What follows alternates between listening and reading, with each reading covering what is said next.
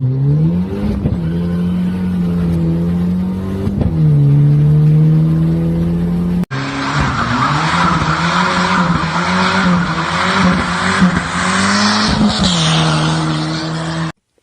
I got all the stripped bolts out of the ring gear because I'm fucking retarded, and I took them off, tightening them so it just pulled the threads right off of all the bolts except for a couple I was able to get out once I realized my error, but most of them pulled the threads off.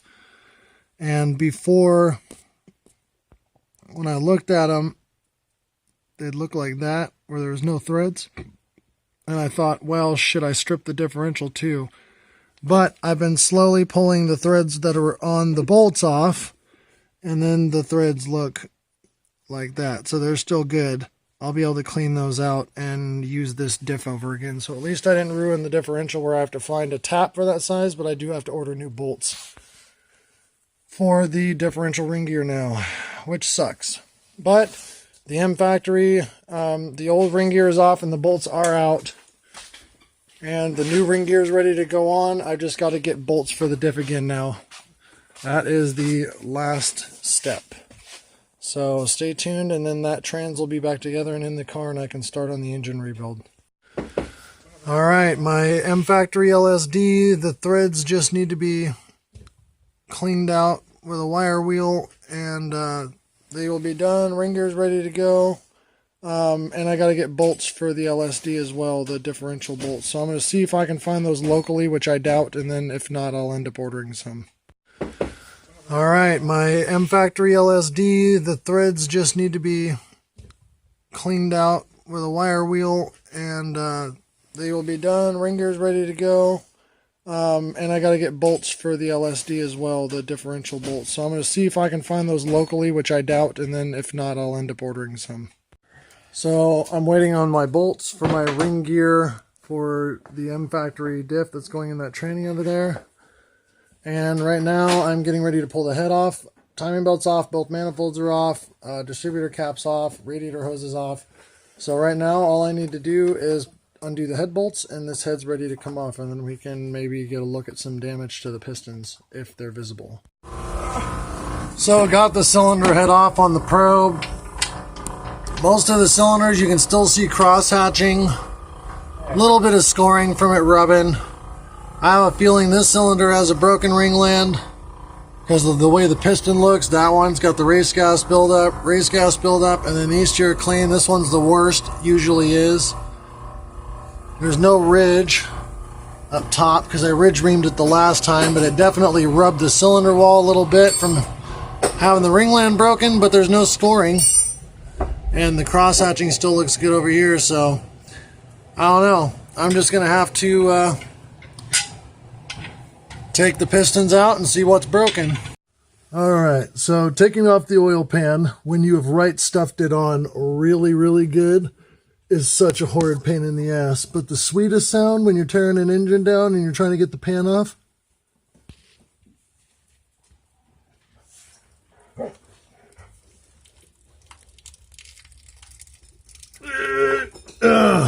I love that sound of the right stuff tearing.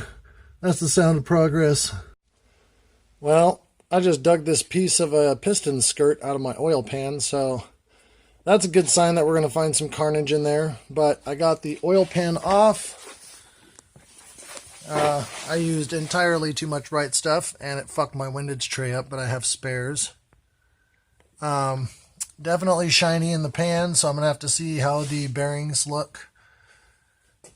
It did overheat once, but it never lost oil pressure. Oil pressure's always been good, but it's definitely shiny in the pan, unfortunately. So we will see if that is the rod bearings. If they look good, maybe that's mains, and that's not good because I have a very heavy clutch in it, and I wonder if it's eating up the thrust washers. But, yep, I'll come back to you when I know some more. All right. So upon further inspection, it actually did blow the head gasket on cylinder... This would be cylinder 3. As you can see, you look at that. Water jackets are all normal. That one actually popped between the water jacket as well on cylinder 2.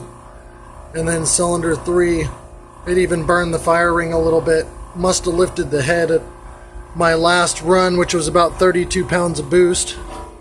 But It also torched the head on cylinder 3 a little bit, as you can see there. And either a little detonation or torching on this part of the head on cylinder 3, but the rest of them look good. That was the cylinder that I thought broke a ringland, or this is the cylinder I thought broke a ringland because it had low compression, but I think the piston skirt broke on cylinder 4, which is this guy, or no, that's this guy here. I got turned around. And you can see all the oil, but no indication of detonation. This one looks like it was running really well. This is cylinder 3. Then cylinder 2 looks like it's also got a broken ringland because there's a lot of oil in there and all the damage from the head gasket. And this one looks like it was running well. So, I don't know. I think I'm just going to throw it back together after I get the pistons and rods and everything out. But yeah, cylinder 2 and 4, or excuse me, cylinder 1 and 3 look the best. That one looks like, and that one looks like they've both been cleaned by coolant. So, as you can see, this one is just a really clean cylinder. At the top there, it's clean. The piston's clean. But on the cylinders that were running right, you got a little stuff around the top there. The piston's got deposits on it. You got stuff around the top there, and then again on this cylinder, you got stuff around the top there. So I think this one had the most coolant that it was getting, but this one had the worst blowing in the gasket. Didn't torch the block though. Doesn't look like. Can't tell if that's a crack or not. I think that's just, yeah, a piece of lint. Okay. But yeah, so about to get these pistons and rods out. Windage tray is off. Oil pan is off. So, yeah. I guess we'll see here in a minute what the damage is to the pistons. One of them's got a broken skirt at least, so the ringlands are probably broken on it too. But, yeah, I have a feeling I'm going to have a few broken pistons. Yeah. So I found the source of my blow-by. It is a obviously completely broken piston. Windowed it right on through. And broke the piston skirt on this side.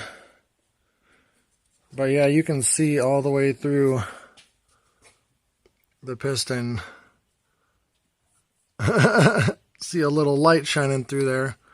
So yeah, that was definitely the source of my oil blowing out of the breathers like I thought it was. There was a little bit more carnage than I was expecting. Found that piece of skirt in the pan. That was still held on by the rings. Surprisingly, it didn't break the ring this time. But the bearings look alright on that cylinder. They don't look terrible. No horrible grooving or anything like that. They're not worn all the way through. So I'm going to throw a new set of bearings in it and just call it good. Alright, so the main damaged piston was this one.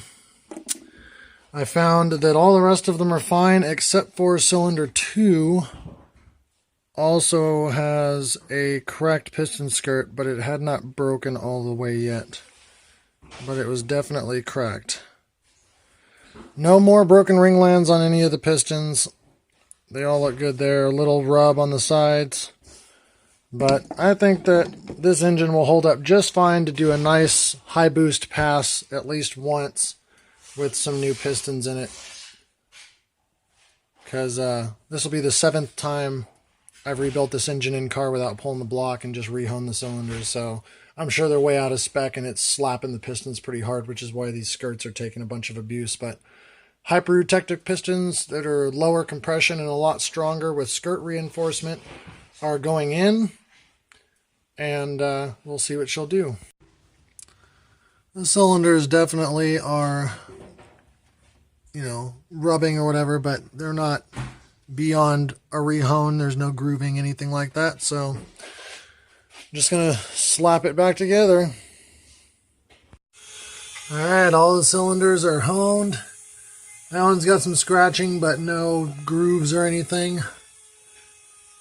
So now all of these are rehoned and ready for another ghetto slap together because I don't care anymore. So just because he's gonna cry if I don't say anything. Are you crying yet? He's doing some piston cleanup for me. Getting them all nice with the wire wheel and the Dremel. These are the turbo hyper-eutectic low compression pistons that are stronger than the ones I've been using. And he's cleaning them up, so thank you, Chris. So far we've got a couple cleaned up here. I just got to clean the ring lands out. They've still got some carbon and stuff in there, so I'm getting those cleaned out. A trick to do that, your loud ass, is to use an old piston ring and you just scrape them out. Eventually they get looking pretty clean. My buddy's dog does not like the concept of a bath. You say bath time, he hides under the bed. Link, Link! For no bath time.